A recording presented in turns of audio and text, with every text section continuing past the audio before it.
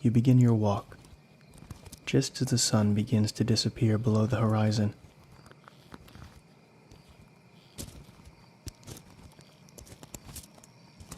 The ground crunching beneath your feet.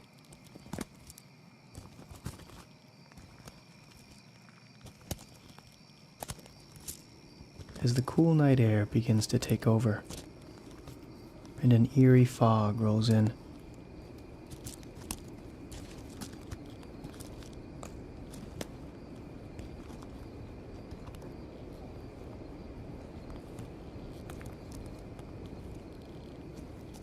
You walk further and further. You've explored these woods before, but never in the dark. Never at night.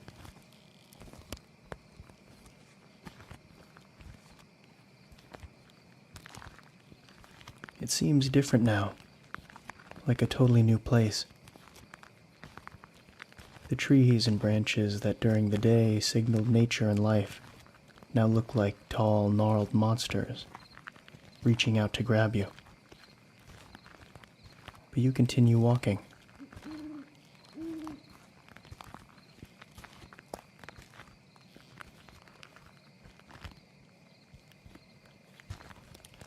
It begins to grow darker and darker around you. The sun is now completely gone, replaced by the light of the moon through the branches of the trees as it attempts to cut through the now dense fog.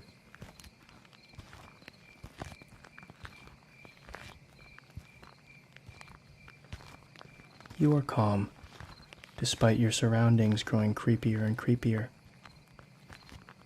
The only sounds around you are the chirping of crickets, the soft wind, and your own footsteps as you make your way deeper and deeper into the wood. There was a moment back there where you could have sworn you heard another pair of footsteps, ever so slightly out of step with your own. Every time you stop, it stopped. You glance behind you and see nothing.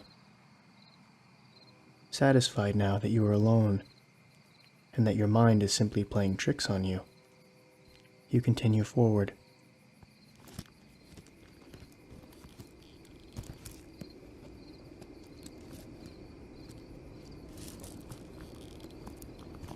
You've been walking for a while now, and it is very much night.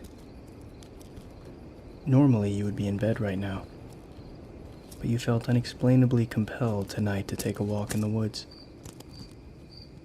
You feel a peace wash over you as you glance around at the monstrous trees, the thick fog, and the oppressive darkness.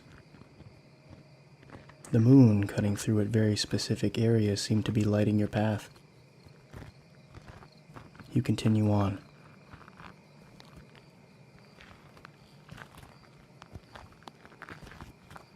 You squint your eyes and try to see through the dark and the fog. In the distance you see a small cabin. It looks very much abandoned, except for one dim light on the face of the cabin, almost like a beacon of sorts. Compelled forward once again, you begin to head towards the cabin.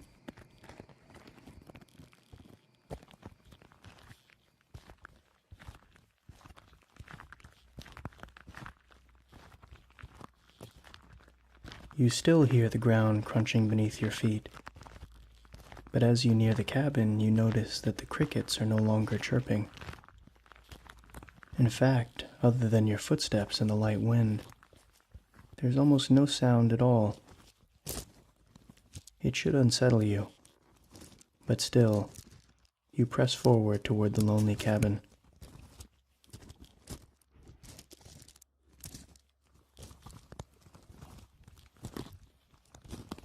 Once there, you stand before the cabin, examining it closely. Slowly, the ambient noises of the night begin to return as you take a few steps forward to try the knob of the front door. The knob turns, and the door opens with a push.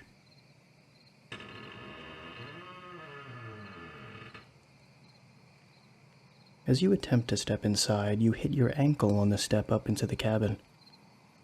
It was higher than you anticipated, and the impact sends pain impulses to your brain. You mutter to yourself as you bend down to grab it.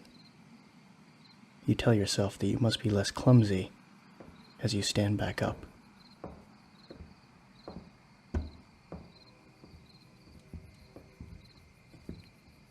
Once your eyes scan the cabin in front of you, you notice that it is dimly lit. It's bigger inside than it appeared from the outside, but still feels somewhat cozy. It also seemed to be filled with artifacts, trinkets, and other odds and ends. You step deeper into the cabin to explore.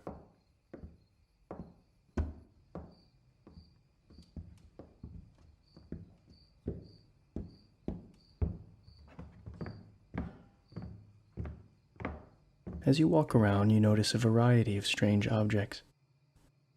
An old radio that seems to be emitting a very soft static that you hear as you lower your head closer to it.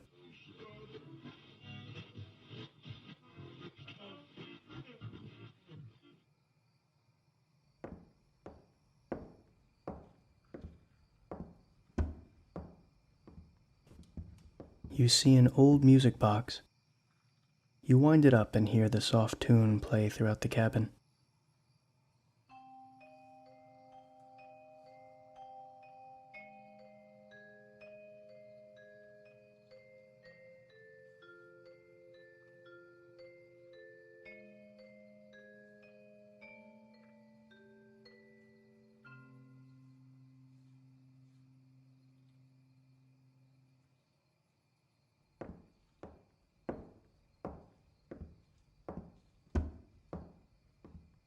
A futuristic-looking cable of some kind. You pick it up and examine it. Upon closer inspection, it looks to be some kind of charging cable for a laptop, but not one you've seen before.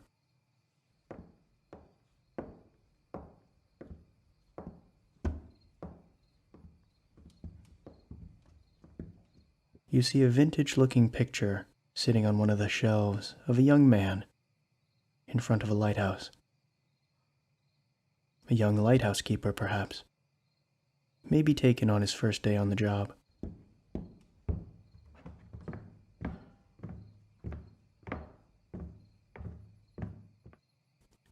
You find a handwritten note on a desk. It appears the writer of this note had forgotten his own name. What a horrible fate.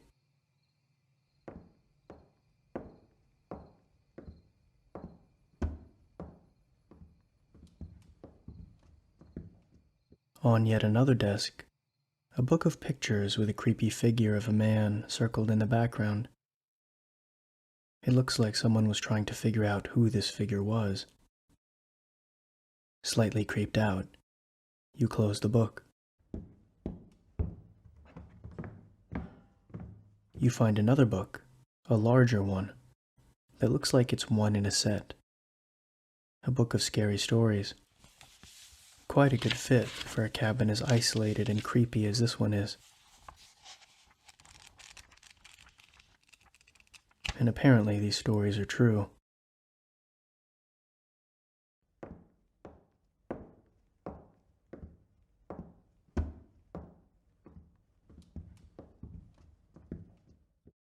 An old iPhone sits next to it, cracked and broken. You attempt to turn it on, but it has no power. You wonder to yourself what kind of apps would be on it. If only you could turn it on.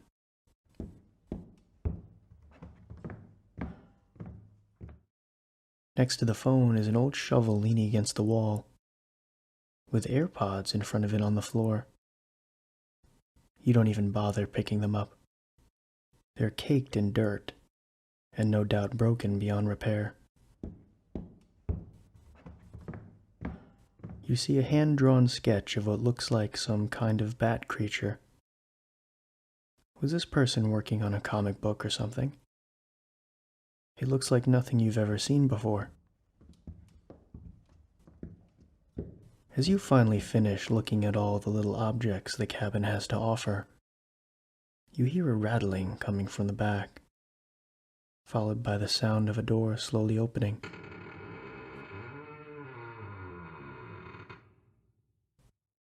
Slightly nervous, you begin backing up towards the front door. From the back of the cabin, you see a dark, humanoid-looking figure with a ghostly pale white face that looks like a mask crawl out on all fours like an animal. It moved like a spider, quickly and unnaturally crawling towards you with unprecedented speed and agility.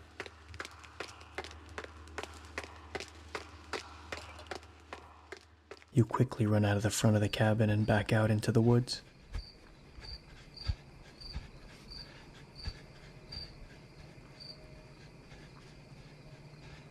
A few steps outside, you turn around quickly.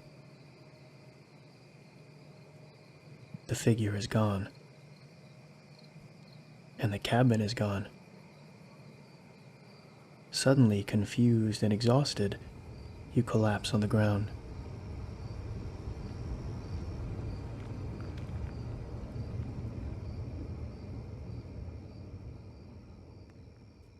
You awaken the next morning in your bed. What a crazy dream you had. As you step off your bed and onto your floor, you feel a sharp pain in your ankle.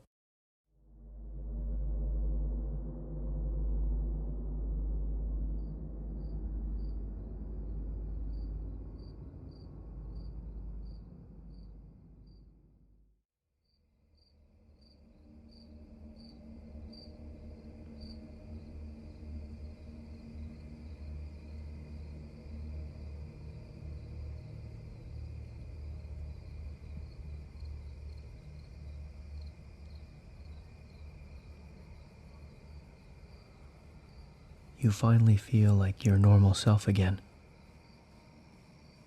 The last time you went exploring at night, you stumbled upon a creepy cabin in the woods. Tonight, you have different plans. An old abandoned factory at the end of one of the industrial complexes outside of town. It's been abandoned for quite some time, and there are a number of eerie stories and rumors floating around about the factory and what goes on there after dark. As night descends, you grab your flashlight and head out on your bicycle toward the factory.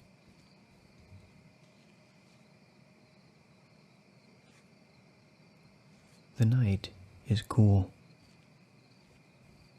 You have on a light jacket to protect yourself from the breeze. The only noises around you are the ambient night sounds and the rhythmic hum of your bike gliding down the empty road.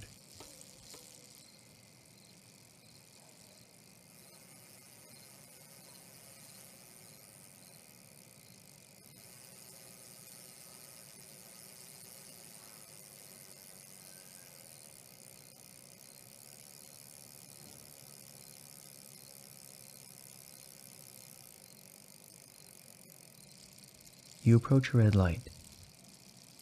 You could simply just go through it, but stop in spite of yourself. If anything, to take in how isolated you are, how empty the roads are. It almost feels apocalyptic. You don't wait for the light to change. You begin pedaling again.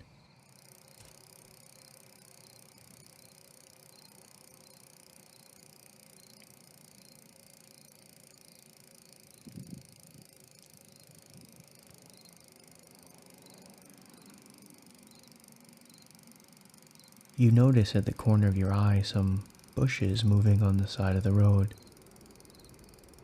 You figure it's simply the wind and continue your journey.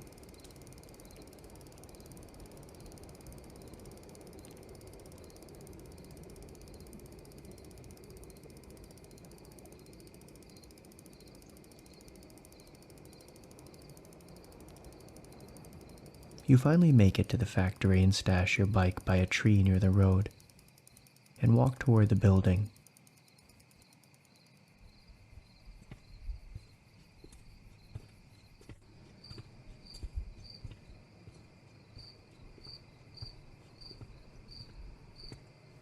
It's fairly tall, and there are vents all along the top.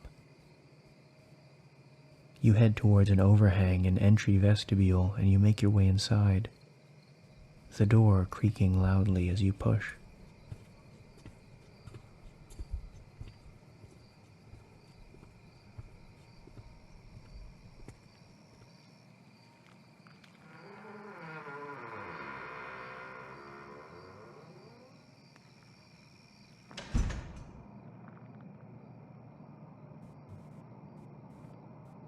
As you step inside, you notice the checkered tile floor and empty reception desk. Everything looks rather dilapidated, with dust and cobwebs everywhere. You take a few more steps into the dark factory and click on your flashlight, scanning the room for anything interesting, the ambient night sounds fading away behind you.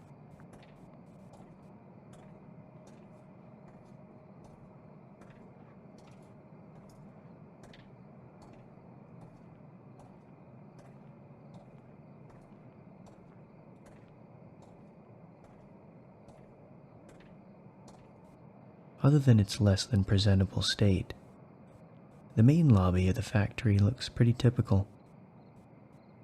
Suddenly, you hear what sounds like a footstep coming from above you. You shine your flashlight quickly up and down to see if you can spot anything. You notice a wide stairwell in a corridor adjacent to the lobby. You make your way to the stairs and curiously begin to head up.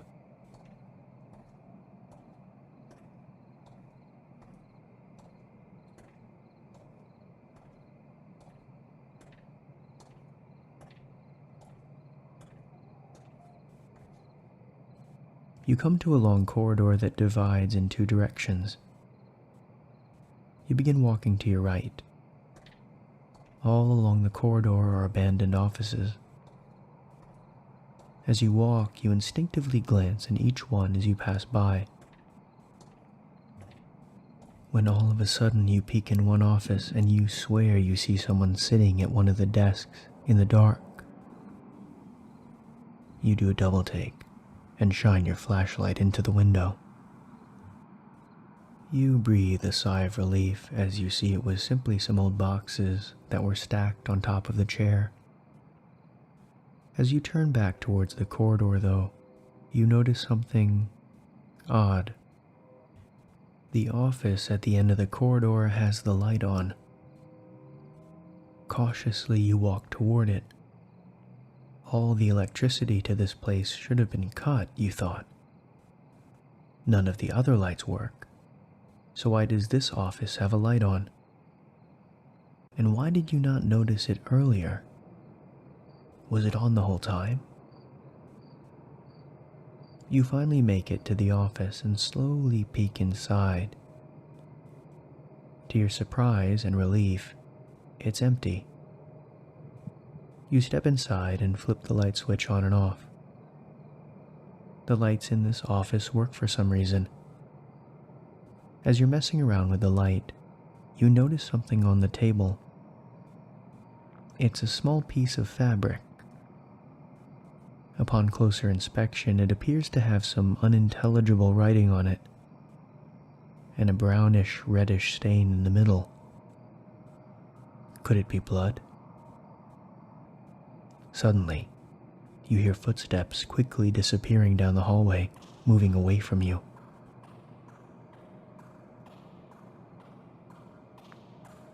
You rush to the door and shine your flashlight down the hallway. Nothing. You're starting to get a little freaked out. You head back toward the stairs. Once there, you see the other hallway you haven't yet explored. From what you can see, there aren't any offices in this hallway. One side was simply a wall, and the other was open to observe the open factory area below. At the end of the hallway was a large window overlooking the factory parking lot, with a little light from the street lamps outside leaking through. You decide to check it out, slowly walking toward the large window, flashlight in hand.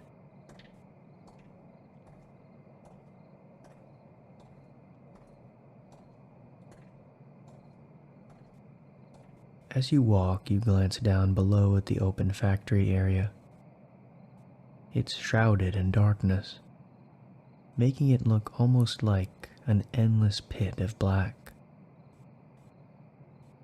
Finally, you make it to the window and glance outside.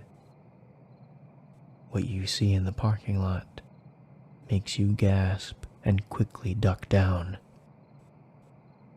In the parking lot of the factory, you see about 24 figures, standing in black robes with hoods. They stand still and in silence, simply staring at the entrance to the factory. Who were these people? How did they get here?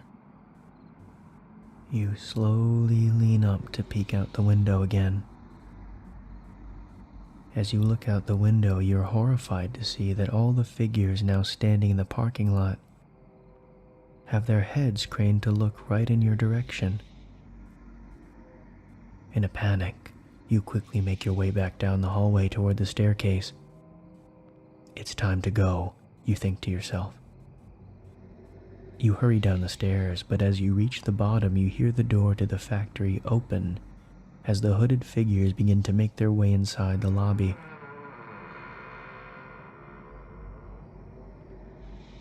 You quickly dart in the opposite direction towards the open factory floor to find a place to hide. You end up hiding behind some broken equipment. As you look on, the hooded figures begin to enter the factory one by one, lining up against the wall, blocking your exit. And then they just stand there. Perhaps they know that they're blocking off your only exit, and it's a matter of time before they get you.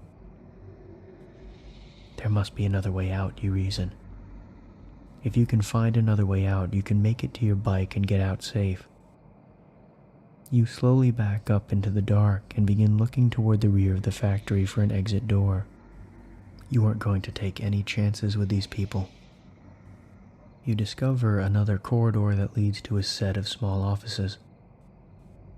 As you glance once more toward the open factory floor, you notice with a shiver that the hooded figures are now slowly walking toward you in a straight line. Their posture straight, upright, their heads seemingly fixed forward, their hands and legs moving in unison, in an almost robotic fashion. You quietly retreat into the corner and feel around for different doors, hoping one is an exit to the outside. You're fearful of turning on your flashlight. It would certainly attract the attention of these figures. Minutes pass as you go deeper and deeper into the corridor, indiscriminately trying various doors. You hear the faint sounds of the hooded figures slowly getting closer and closer behind you. Finally, you reach a door that swings out into a grassy area behind the factory. Ambient night sounds fill the air as you step onto the overgrown area. You cautiously hug the wall of the factory as you try to get a vantage point that will give you an idea of where you are. You glance around a corner and see the parking lot a short distance away. A little past that is your bike. All you have to do is make it there. But to your dismay, you notice that there are a couple of hooded figures that appear to be patrolling the grounds of the factory.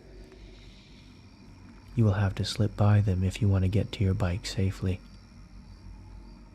You creep forward, making sure not to step on any branches. You circle the outside of the parking lot, staying behind the bushes and trees and landscaping to make yourself less visible. Luckily, most of the grounds of the factory are dark, which gives you some cover to make it across. Finally, you manage to make it to the edge of the parking lot, only a few steps away from where you stashed your bike, and notice a few of the hooded figures have seemed to have spotted you and are now walking towards you from the parking lot. You tug at your bike, but it's caught on some branches or something. You give it a harder yank and it finally comes free, and in one motion you swing on your seat and pedal as fast as you can back down the road, glancing back every few seconds to see if they're still following you.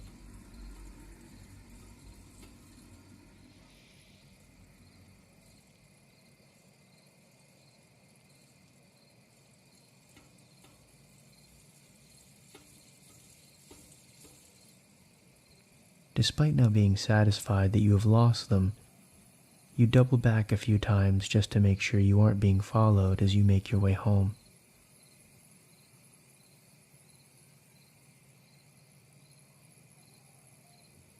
As you arrive back, the sky is beginning to light up slightly, signaling the fast approach of sunrise. You arrive home and you wheel your bike into the garage, and you notice there's a small piece of black fabric wedged between the wheels.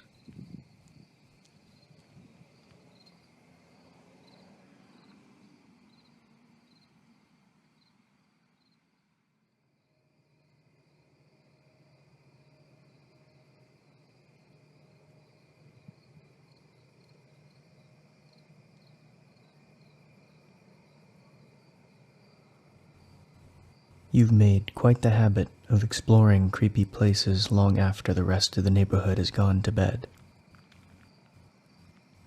By now, you've explored an abandoned factory, and even some creepy woods. But you have the urge to go scarier. And what scarier place for you to explore than that isolated graveyard just outside of town? The graveyard that the locals say is guarded by frightening beings and monsters. That is the site of many strange happenings and even cult activity. You fill your backpack with a couple of water bottles, snacks, extra battery pack to charge your phone, and a flashlight, and head out a little after 1 a.m. for the graveyard.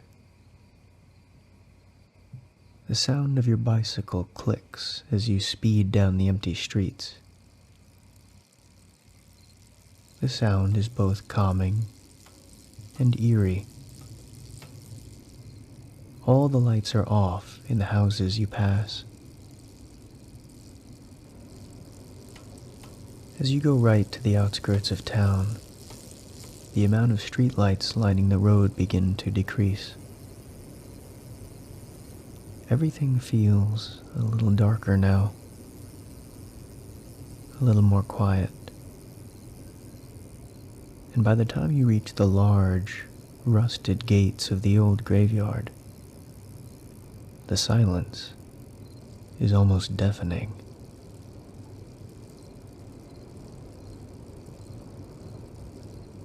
You look up at the large gate. It is flanked by two terrifying-looking large stone statues, probably around 12 feet tall. They're human in structure, but obviously worn down. Their faces look forward stoically, like a London palace guard. Their heads look whittled and deformed, illuminated only by the slivers of moonlight. And it's difficult for you to tell if they were sculpted that way, or if it was from wear after decades of guarding the old graveyard. You put your hand on the old gate and gently push, and with a squeak, the gate opens, and you take your first few steps inside. The first thing you notice is a fog has rolled in, and the moonlight being casted on the fog is making eerie, somewhat translucent, illuminated shapes on and around the gravestones. They almost look like ghosts. Everything looks scarier at night, you say to yourself as you continue walking. You click on your flashlight and casually shine it on the gravestones as you walk by. Many are worn down, unreadable. Some simply have a date. Others are labeled with the individual's name, almost all from many, many years ago. It's funny, you think. Each one of the gravestones represents a life of possibly decades. All the hopes, dreams, aspirations, relationships, lessons, mistakes, failures, and successes, all represented now by a worn rock jutting out from the ground. Grass and moss and weeds own this land, and it's clear that none of this has been maintained for quite some time. How long has it been, you wonder silently, since another person has set foot in this graveyard? You're then taken away from your thoughts by a small rustling sound. You shine your flashlight in front of you and catch the hind legs of a mouse running through the grass, disappearing behind a stone. You sigh.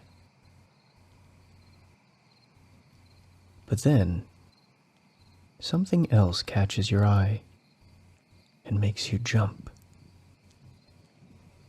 It looks like a hooded figure is watching you from a short distance away, near a tree. Your heart starts beating as you raise your flashlight toward the figure.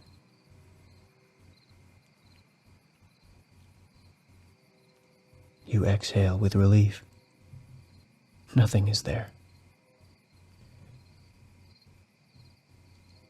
You press forward, albeit a little slower, your head on a little more of a swivel than before. As you walk, the sounds of the night lull you into almost a sleepy trance, mesmerized by the moonlit fog and the seemingly endless row of gravestones sporadically scattered to your left and right.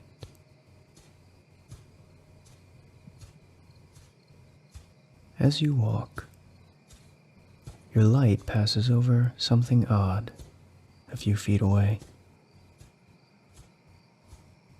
You make your way over to one of the gravestones and shine your light so it's in clearer view.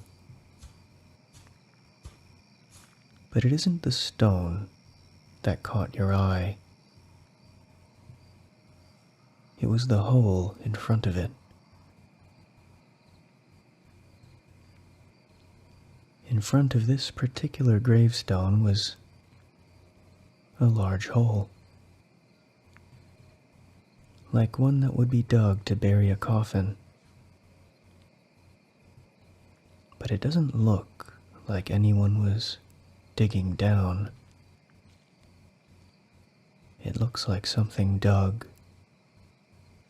out. As you creep closer to the hole, using the light to lead you, you notice that at the bottom is a wooden coffin. a wooden coffin, torn and splintered, as if something had clawed its way out of the wooden box. You rapidly exhale. You back up quickly, spin your head around and around, the feeling that you're being watched suddenly coming over you. You scan the tree line. Your eye catches a glint a ways away. You slowly turn your head to see out of your peripheral vision. It looks like two glowing eyes.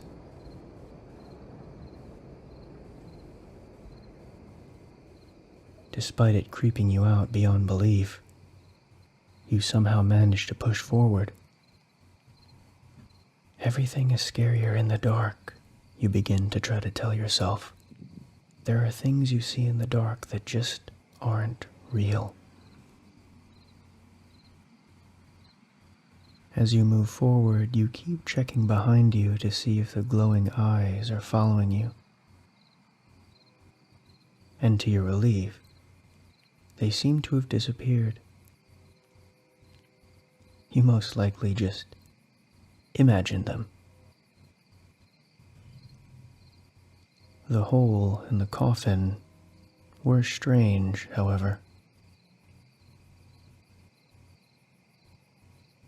You finally reach the back tree line, thinking that it's the end.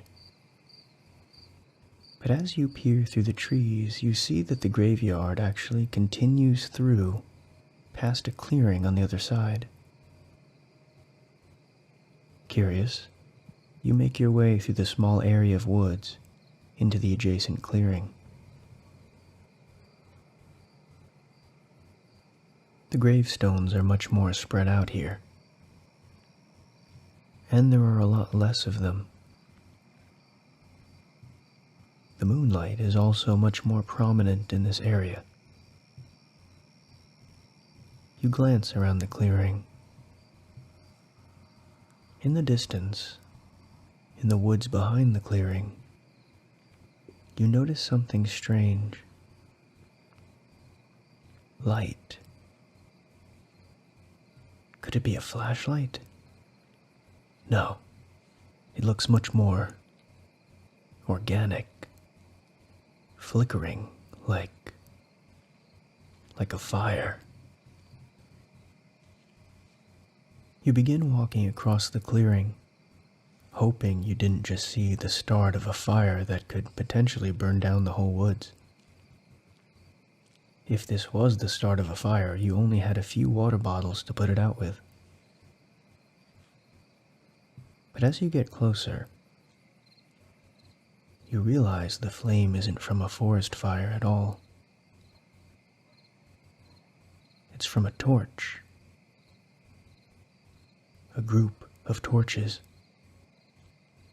being held by nearly 24 individuals in black robes. They're standing in a circle about 50 feet away from you in an open area in the woods. You instantly crouch behind a tree. Who the hell were these people? What were they doing? You can hear the soft chanting above the sounds of the night. You keep watching them, feeling mesmerized by the sight. Tall figures in black robes in a circle, holding up torches at almost 3 in the morning. The climax of some horror movie or scary story come to life. You begin to have flashbacks from your time at the abandoned factory.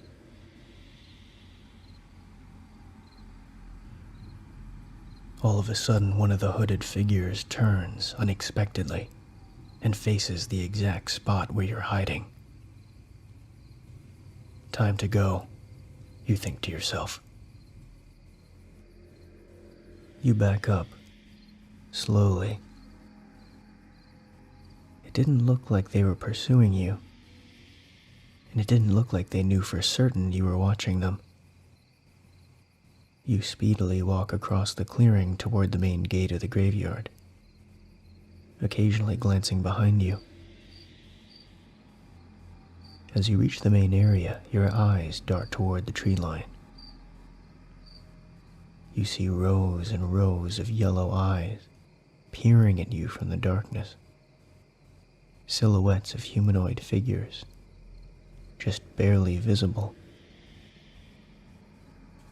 You speed up your walk as the large rusty gate draws nearer and nearer. Your heart is beating faster. Sweat begins forming on your face. Suddenly you hear the chanting behind you, and it's getting louder and louder, but you don't dare turn around. You finally reach the gate and instinctively look up toward the tall stone statues on either side. Their faces are gnarled into expressions of frowns and disgust. Their faces looking down at you in anger and judgment as you bolt out the gate and onto your bicycle.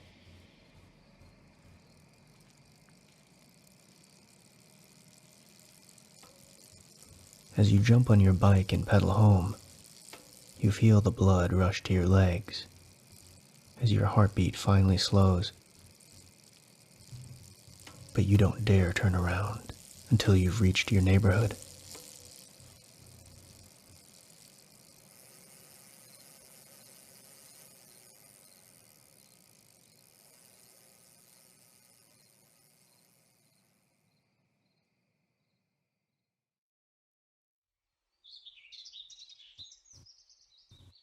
The next day, just out of curiosity, you decide to ride back to the graveyard in the sunlight, just to see. After all, things that are scary at night aren't necessarily scary in the daytime. Maybe, in the exposure of light, you'd see an explanation for some of the crazy things you saw yesterday. But as you approach, something is wrong. You see the tree where you hit your bike. You see the grass and weed-covered path leading up to the tall, rusty main gate. Beyond the gates, you can see the gravestones, old and worn just like they looked by the light of your flashlight just a few hours before. But where were the statues?